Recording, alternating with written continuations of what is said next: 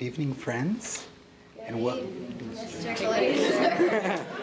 and welcome to You Come To, a Robert Frost birthday celebration. March 26th, Robert Frost's birthday, and for the students at Crossroads Academy, an important day. You Come To. Why is this event? Why do we call this You Come To? Any ideas there? Yes. You Come To was part of the refrain in Robert Frost's The Pasture, which was used to introduce multiple volumes of his work. Yeah. So what is a refrain? Yeah, right. The repetition of a whole line. Frost uses many figures of repetition. Do we know others beyond the repetition of the entire line? Yes. Anaphora. What is that? It's a repetition of the beginning of the line. Okay. Epiphora. What's that? Repetition of the end of the line. Antithesis. Paired opposites. Alliteration. What's that? Repetition of the initial sound. Other ideas, yeah. Polypeptide. What? Polyptoton. What's polyptoton? It's a repetition of the root. So there are all these ways to play with language and build structure, and Frost is not interested in free verse. Frost says free verse is playing tennis without a net. We need to have that net for discipline. Speaking of discipline, what have you learned about Robert Frost, his life, his body of work, his poetry? He was born on this day in 1874 in San Francisco, California. Can someone add on to the biography 2 or 3 more things? When he was 10 or 11, his father died and he moved to Lawrence, Massachusetts. Lawrence, Massachusetts. Associations with Frost and New England. Yes. He both went to and taught at Dartmouth. Did he graduate? No, he dropped out. Dropped out. After 2 months. But apparently he took very long walks. Do you know Frost's route? His walking route around Hanover? I think he used to walk, Jim Schley was saying that he would walk out kind of towards the hospital, and then he would turn left, and he would walk out towards Etna, and then he would turn back, and he would walk, and make a long route. Botanizing, looking at the world, close attention to the unfolding of the natural world, cloaking it in poetic structure. So we are here to share Frost's work with you. Some of the titles of his books. Boy's Will. West Running Brook. Mountain interval. North of Boston. Steeplebush. You Come To. New Hampshire. A Witness Tree. Witness Tree. So I took 25 books out of Bakerberry Library. I brought them into my classroom, and every night they're taking home and they're reading from first editions, second editions, finding the poem within the context of the text and a time. Poem titles. Birches. Mending Wall. Lost in Heaven. Minor bird. So many. On the spot. Mowing. Pasture. Dust of Snow. Blueberries. Fire and Ice. I didn't have one. I had the Pasture. Pasture, yeah. Mending Wall. Okay. So students have to read 24 poems. With those 24 poems, some people read 36, 48, 60, 75, 100. They have to memorize 3 to become familiar with his cadence, his sentence, his syntax, his sound, sense. They pick 1 poem to analyze, a poem to respond to. Everyone has to read 1. And here we go, beginning with The Pasture. The pasture. I'm going out to clean the pasture spring. I'll only stop to rake the leaves away, and wait to watch the water clear. I may. I shan't be gone long. you come too. I'm going out to fetch the little calf that's standing by the mother. It's so young. It totters when she licks it with her tongue. I shan't be gone long. You come too.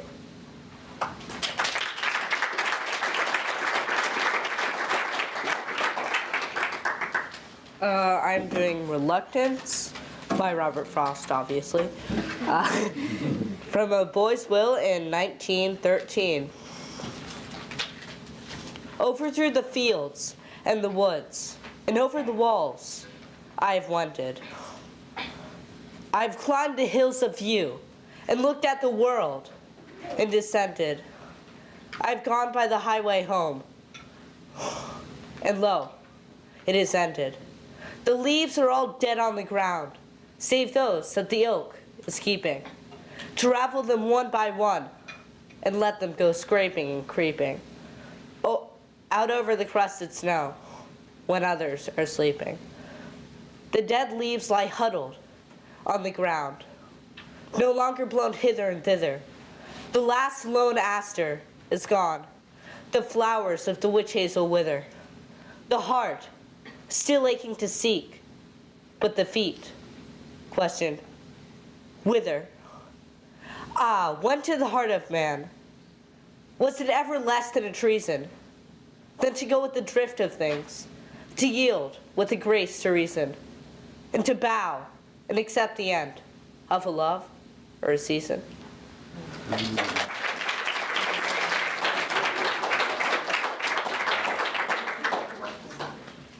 Mending Wall from north of Boston, 1914. Something there is that doesn't love a wall, that sends the frozen ground swell under it, and spills the upper boulders in the sun, and makes gaps even two can pass abreast. The work of hunters is another thing.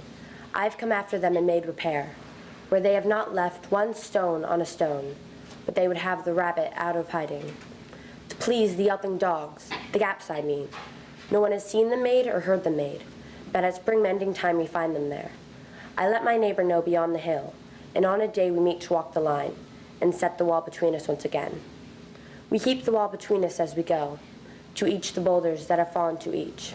Some are loaves and some are nearly balls. We have to use a spell to make them balance. Stay where you are until our backs are turned. We wear our fingers rough with handling them. Oh, just another kind of outdoor game. One on a side, it comes to little more. Though where it is, we do not need the wall. He is all pine and I am apple orchard. My apple trees will never get across and eat the cones under his pines, I tell him. He only says, good fences make good neighbors. Spring is the mischief in me, and I wonder if I could put the notion in his head, why do they make good neighbors? Isn't it where there are cows? But there are no cows.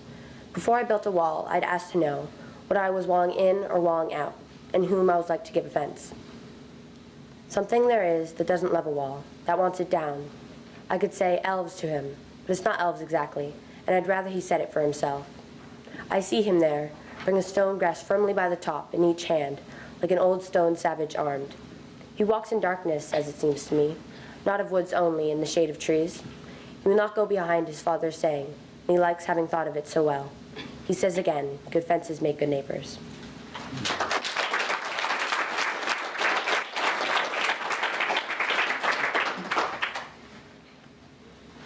The Road Not Taken from Mountain Interval, 1916. Two roads diverged in a yellow wood, and sorry I could not travel both and be one traveler. Long I stood and looked down one as far as I could, to where it bent in the undergrowth, then took the other, just as fair, and having perhaps the better claim, for it was grassy and wanted wear, though as for that the passing there had worn them really about the same. And both that morning equally lay, and leaves no step had trodden black. Oh, I kept the first for another day, yet knowing how way leads on to way, I doubted if I should ever come back. I shall be telling this with a sigh, somewhere ages and ages hence. Two roads diverged in a wood, and I took the one less traveled by, and that has made all the difference.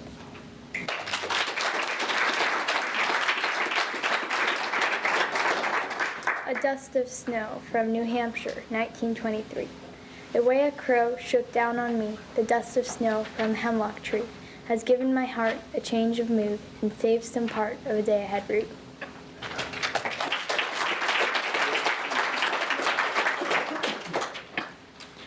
Fire and Ice from New Hampshire, 1920. Some say the world will end in fire, some say in ice. But from what I've tasted of desire, I hold with those who favor fire. But if it had to perish twice, I think I know enough of hate to say that for destruction, ice is also great and would suffice.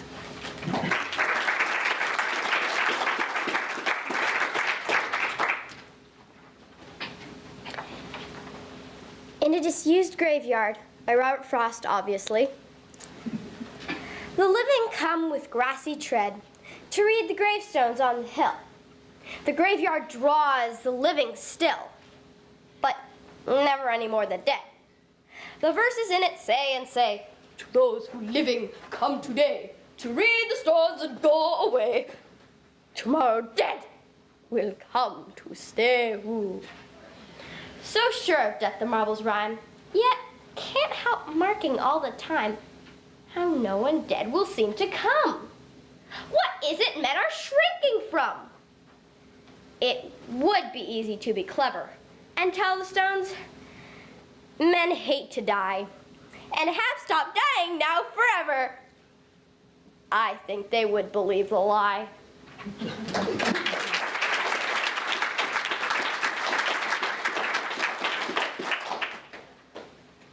Stopping by woods on a snowy evening from New Hampshire, 1923. Whose woods these are, I think I know. His house is in the village, though. He will not see me stopping here to watch his woods fill up with snow. My little horse must think it queer to stop without a farmhouse near, between the woods and frozen lake, on the darkest evening of the year. He gives his harness bells a shake to ask if there is some mistake. The only other sound is the sweep of easy wind and downy flake. The woods are lovely, dark, and deep, but I have promises to keep, and miles to go before I sleep, and miles to go before I sleep.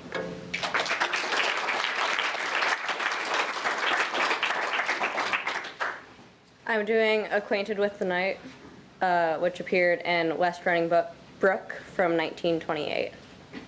I have been one acquainted with the night. I have walked out in rain and back in rain. I have outwalked the furthest city light. I have looked down the saddest city lane. I have passed by the watchman on his beat and dropped my eyes, unwilling to explain. I have stood still and stopped the sound of feet when far away an interrupted cry came over houses from another street. But not to call me back or say goodbye, when further still, at an unearthly height, one luminary clock against the sky proclaimed the time was neither wrong nor right. I have been one acquainted with the night.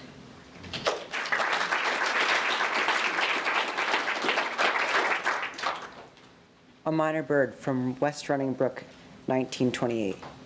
I have wished a bird would fly away, and not to sing by my house all day.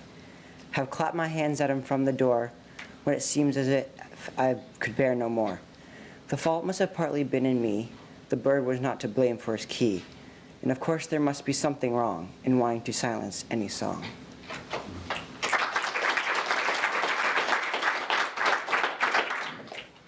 A peck of gold.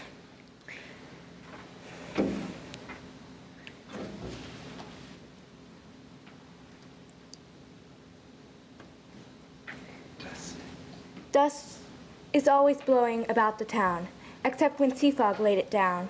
And I was one of the children told, some of the blowing dust was gold. All the dust the wind blew high appeared like gold in the sunset sky. And I was one of the children told, some of the dust was really gold. Such was the life in the Golden Gate. Gold dusted all we drank and ate. And I was one of the children told, we all must eat our peck of gold.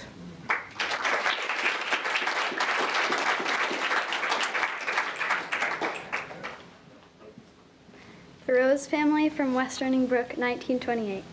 The rose is a rose and was always a rose, but the theory now goes that the apple's a rose, and the pear is, and so is the plum, I suppose. The deer only knows what will next prove a rose. You, of course, are a rose, but we're always a rose.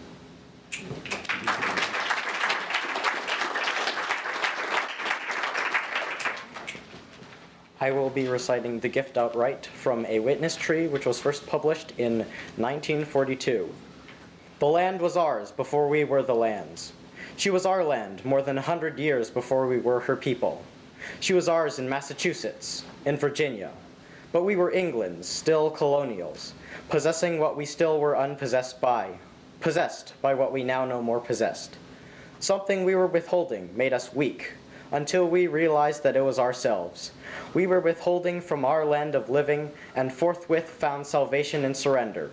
Such as we were, we gave ourselves outright.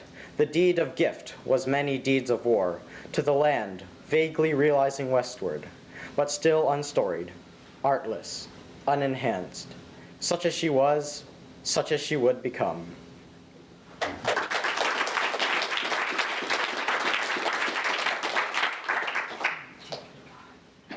Peril of Hope from In the Clearing, 1962. It's right in there, betwixt and between the orchard bare and the orchard green, when the boughs are right in a flowery burst of pink and white that we fear the worst. For there's not a climb, but at any cost we'll take that time for a night of frost.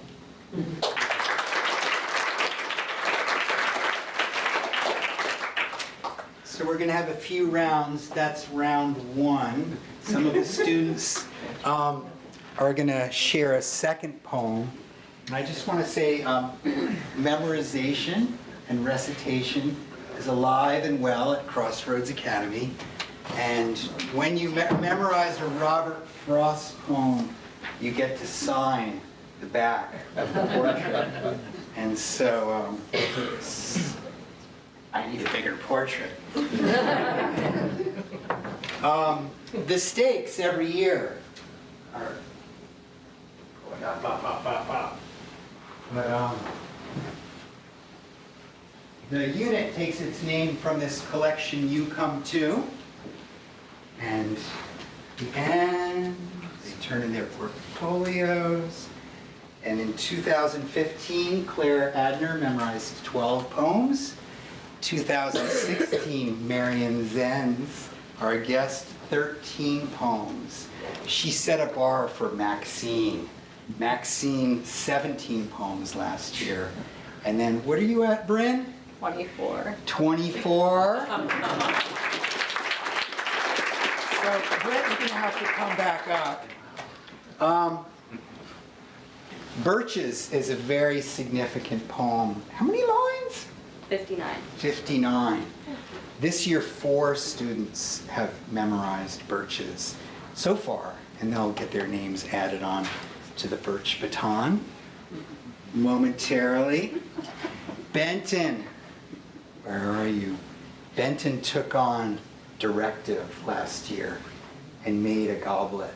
So if you earn Directive, you get the goblet. And I owe Benton a field trip up Coal Hill in Lyme, I promise. And this was taken by Derek Smith and framed. And students, if you memorize Mending Wall, you get to sign the back in gold pen. You'll be the first one. So a couple of students are going to come back, then I'm going to open it to the room. Birches.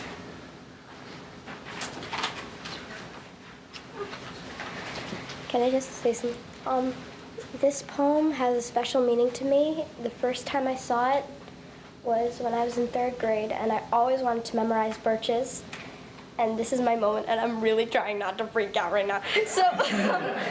So here goes. Best day of my life. Okay. Sorry. Now I shall stop making a fool out of myself. Okay. Birches. When I see birches bend to left and right, across the lines of straighter, darker trees, I like to think some boy's been swinging them. But swinging doesn't bend them down to stay, as ice storms do. Often, you must have seen them loaded with ice a sunny winter morning after a rain.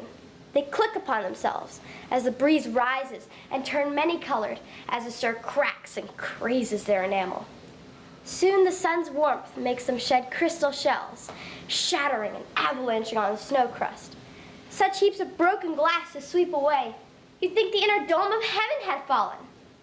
They are dragged to the withered bracken by the load, and seem not to break, though once they are bowed so low for long, they never right themselves. You can see their trunks arching in the wood years afterward, trailing their leaves on the ground like girls on hands and knees who throw their hair out before them over their heads to dry in the sun. But I was going to say, before Truth broke in with all her matter of fact about the ice storm, I should prefer to have some boy bend them, as he went out and in to fetch the cows. Some boy too far from town to learn baseball, whose only play was what he found himself, summer or winter, and could play alone. One by one, he subdued his father's trees, by writing them down over and over again till he took the stiffness out of them. Not one but hung limp. Not one was left for him to conquer. He learned all there was to learn about not launching out too soon, and so not carrying the tree away clear to the ground. He always kept his poise to the top branches, climbing carefully, with the same pains you would use to fill a cup up to the brim, and even above the brim. Then he flung outward, feet first, with a swish, and kicking his way down through the air to the ground. So was I once myself a swinger of birches, and so I dream of going back to be. It is when I am weary of considerations, and life is too much like a pathless wood, where your face burns and tickles from cobwebs broken across it, and one eye is weeping from a twig having lashed across it open. Oh. I'd like to get away from earth a while, and then come back to it and begin over. Oh, may no fate willfully misunderstand me, and half grant what I wish and snatch me away, not to return. Earth's the right place for love. I don't know where it's likely to go better. I think I'd like to go by climbing a birch tree and climb black branches of a snow-white trunk toward heaven till the tree could bear no more, but dipped its top and set me down again. That would do good, both going and coming back. One could do worse than be a swinger of birches.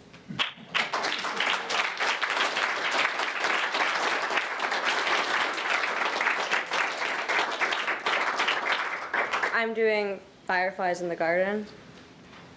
Here come real stars to fill the upper skies, and here on earth come emulating flies, that though they never equal stars in size, and were never really stars at heart, achieve at times a very star-like start.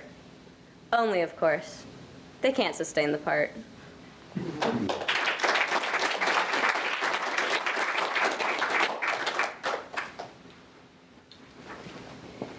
A passing glimpse from West Running Brook in 1928.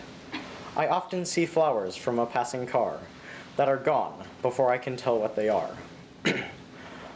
I want to get out of the train and go back to see what they were beside the track.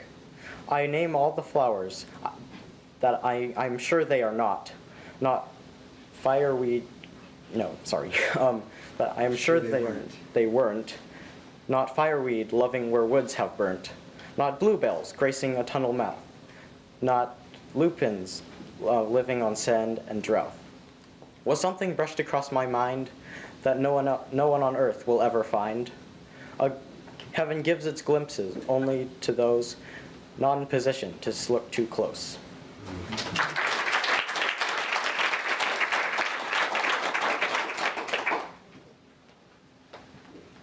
The nightlight. She always had to burn a light beside her attic bed at night. It gave bad dreams and broken sleep, but helped the Lord her soul to keep. Good gloom on her was thrown away.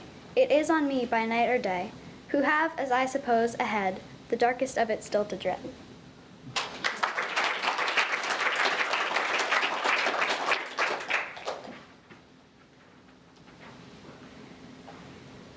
I'd like to invite Benton from 8th grade to come up. lines did you memorize last year? 238. 230. And a little addition, here comes 72 more. Hopefully. The trial by existence. Even the bravest that are slain shall not dissemble their surprise, on waking to find valor reign, even as on earth in paradise. And where they sought without the sword, wide fields of asphodel forever, to find that the utmost reward of daring should still be to dare. The light of heaven falls whole and white, and is not shattered into dyes. The light forever is morning light. The hills are verdured pasture-wise. Got my line real quick. The angel? The angels with freshness, The angel hosts with with freshness go to seek. I'm sorry. And seek with laughter. And seek with laughter what to brave, and binding all is the hush snow of the far distant breaking wave. And from a cliff top is proclaimed the gathering of the souls for birth, the trial by existence named, the obscuration upon earth. And the slant spirits trooping by, in streams and cross and counter streams, can but give ear to that sweet cry, for its suggestions of wet dreams. And the more loitering are turned to view once more the sacrifice of those who for some good discerned will gladly give up paradise. A white, shimmering concourse rolls towards the throne to witness there the speeding of devoted souls, which God makes his especial care. And none are taken. And none are taken but who will, having first heard the life read out, that opens earthward good or ill, beyond the shadow of a doubt. And seeming and very beautifully God limbs, and tenderly life's little dream, but not extenuates nor dims the setting of the thing that is supreme. Nor is there wanting in the press some spirit to stand simply forth, heroic in its nakedness, against the uttermost of the earth. The tale of earth's and under things, so nobler there than 'neath the sun, and the mind whirls and the heart sings, and a shout greets the daring one. But always God speaks at the end, one thought in agony of strife. The bravest would have by for friend the memory that he chose to life.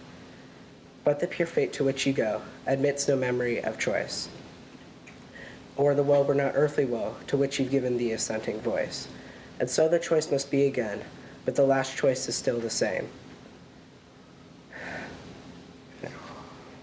And the Passes wonder then. And the awe passes wonder then, and a hush falls for all claim. For God has taken a flower of gold, and broken it, and used therefrom the mystic link to bind and hold, spirit to matter till death come. 'Tis the essence of life here, that we choose greatly still to lack, the lasting memory at all clear, that life has for us on the rack. Nothing but what we choose,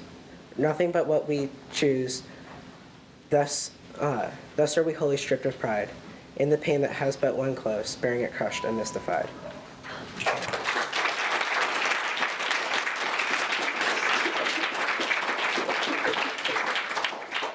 Moving from 8th grade to 9th grade, will you join us?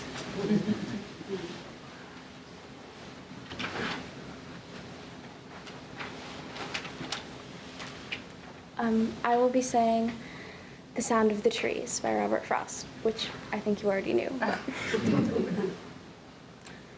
I wonder about the trees. Why do we wish to bear forever the noise of these more than another noise, so close to our dwelling place? We suffer them by the day, till we lose all measure of pace and fixity in our joys, and acquire a listening air. They are that talks of going, but never gets away, and talks no less for knowing, as it grows wiser and older, that now it means to stay. My feet tug at the floor, and my head sways to my shoulder, sometimes when I watch trees sway from the window or the door. I shall set forth for somewhere. I shall make the reckless choice. Some day when they're in voice and tossing so as to scare the white clouds above them on. I shall have less to say, but I shall be gone.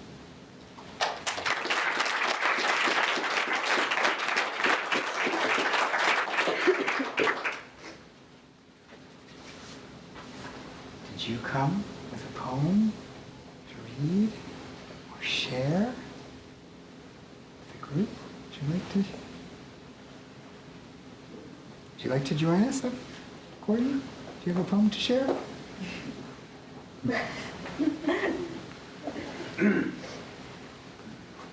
I memorized a new poem today, but I brought my net with me. But it's one of my favorites, one of my very favorites. I've just never memorized it.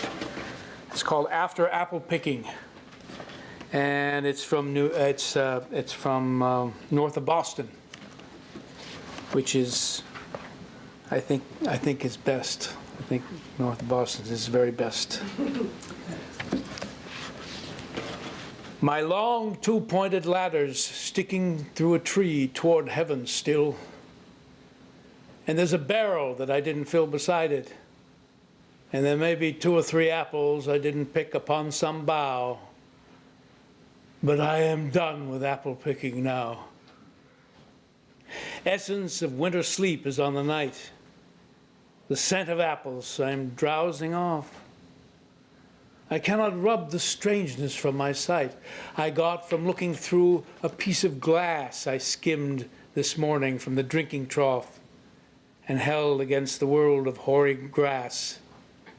It melted, and I let it fall and break, but I was well upon my way to sleep before it fell, and I could tell what form my dreaming was about to take. Magnified apples appear and disappear, stem end and blossom end, and every fleck of russet showing clear. My instep arch not only keeps the ache, it keeps the pressure of the ladder round. I feel the ladder sway as the boughs bend, and I keep hearing from the cellar bin the rumbling sound of load on load of apples coming in. For I am done with apple picking now. I am overtired of the great harvest I myself desired.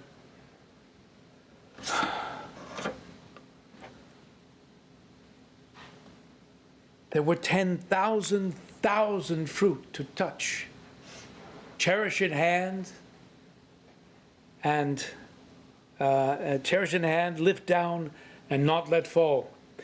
For all that struck the earth, no matter if not bruised or spiked with stubble, went surely to the cider apple heap as of no worth. One can see what will trouble this sleep of mine, whatever sleep it is, if were he not gone, the woodchuck could say whether it's like his long sleep, as I describe its coming on, or just some human sleep.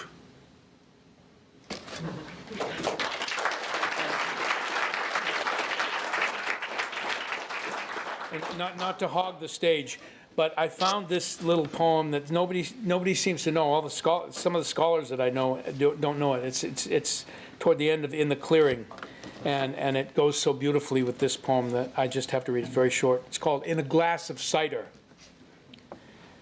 It seemed I was a mite of sediment that waited for the bottom to ferment, so I could catch a bubble in a scent. I rode up on one till the bubble burst, and when that left me to sink back, reversed, I was no worse off than I was at first. I'd catch another bubble if I waited. The thing was to get now and then elated.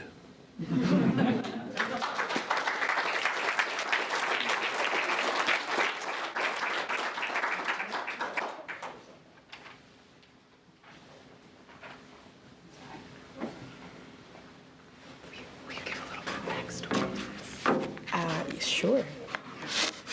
I usually find myself lost of words in front of these wonderful people that I love so much. I mean, I'm so proud of you guys. You have no idea. You might not know me, but I have seen your faces around here and there. 4 years ago, I came to this celebration, Rhonda, you remember, right? And a lady told us a story about her dad knew Robert Frost and how the neighbors used to criticize him because he would be reading books while everybody else was working.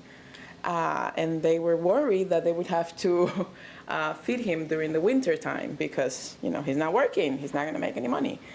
And that story motivated me to write this story called Un Sonpopo Peculiar, a peculiar sonpopo, which is those ants, when you go to the Monshire Museum, they have that, yeah. And I contacted a friend of mine in Venezuela. She did these beautiful illustrations. So Un Sonpopo, his name is Robert Frosty, because he's gonna frost, in the winter. He's been bullied, but he likes it at the end. So I wrote this story for children, and 3 weeks ago I found out that he had won a prize, an award, which, it couldn't come in a better timing. So Robert Frost is an ant who doesn't like to work, he just likes to read. That's basically the story. And I'm just gonna read a translation that I did from El Camino No Tomado, The Road Not Taken.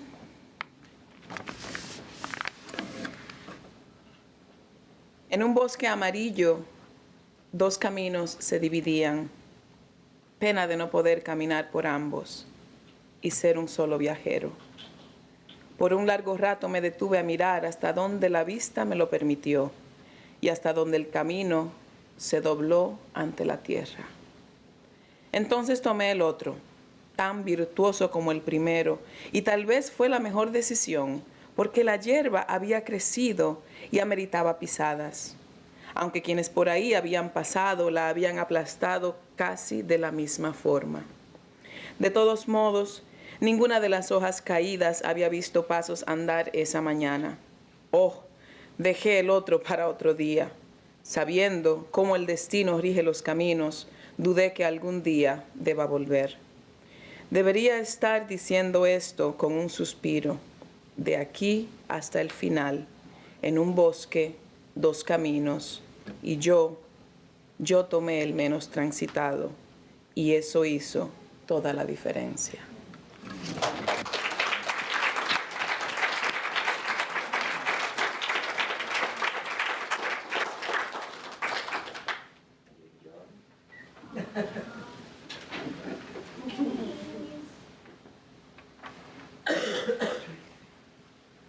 Do we have any guest readers? Check your intern bravery factor. I have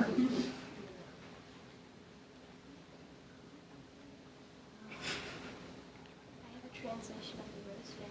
Sure.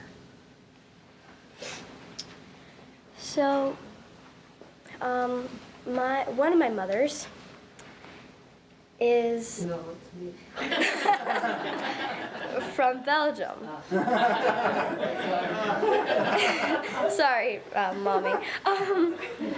And she speaks Flemish, and she taught me the language. Well, she didn't really teach it to me, she basically spoke it to me.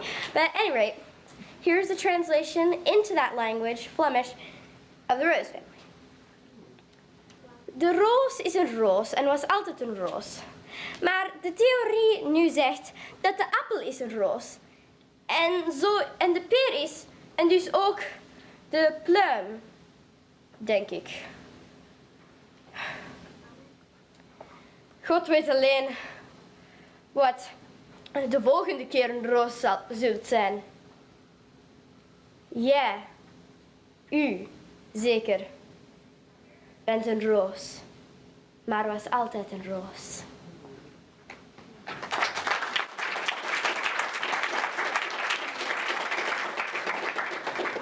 Raise your hand if you have that poem in here.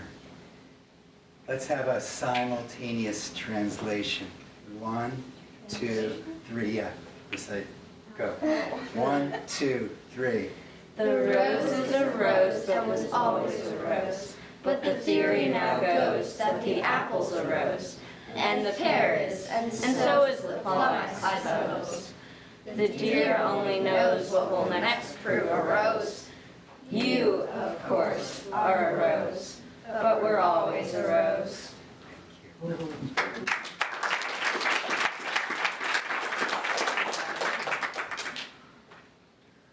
So an interesting thing about teaching 7th grade at Crossroads Academy, there's this one foot kind of pushing off, which is still maybe back in 4th or 5th grade. And then there's another foot reaching, and perhaps they're also at the same time juniors in high school, or maybe even sophomores in college, and 4th graders. So you mix and you get that Crossroads Academy 7th grade student. And so I want them in this unit to understand that they are in a community, and a community that values language and communication, scholarship, passion. And so I kind of treat them a little bit like college students.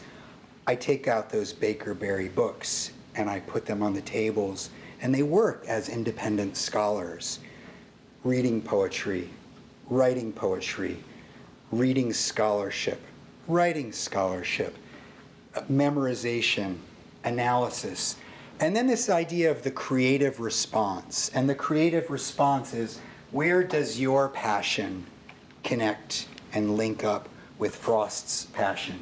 Is it in translation? Is it in performance? Is it in visual art?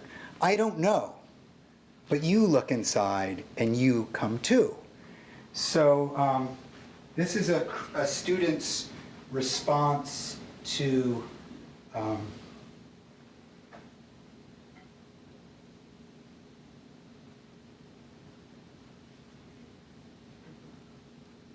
writing the next piece that I will be performing. Fire and Ice by Robert Frost. Some say the world will end in fire, some say in ice. From what I've tasted of desire, I hold with those who favor fire. But if it had to perish twice, I think I know enough of hate to say that for destruction, ice is also great and would suffice.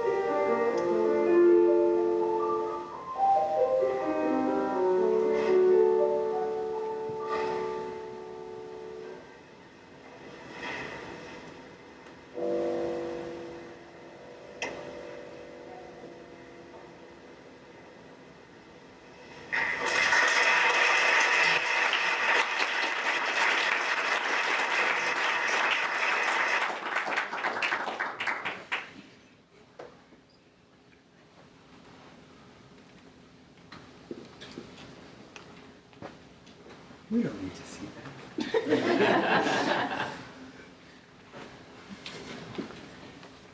We have a frosty birthday cake. But before we have that frosty cake, we just have to close. In homeroom, we sing almost every morning. Mostly we sing the Beatles. But for you, we're going to sing Robert Frost.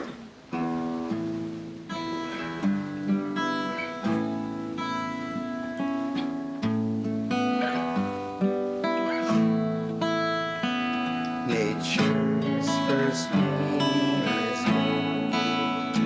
Her heart is you to hold. Her early leaves have flower, but only summer. Leaves subsides to leave, leaves into green. Dawn goes down today. Road is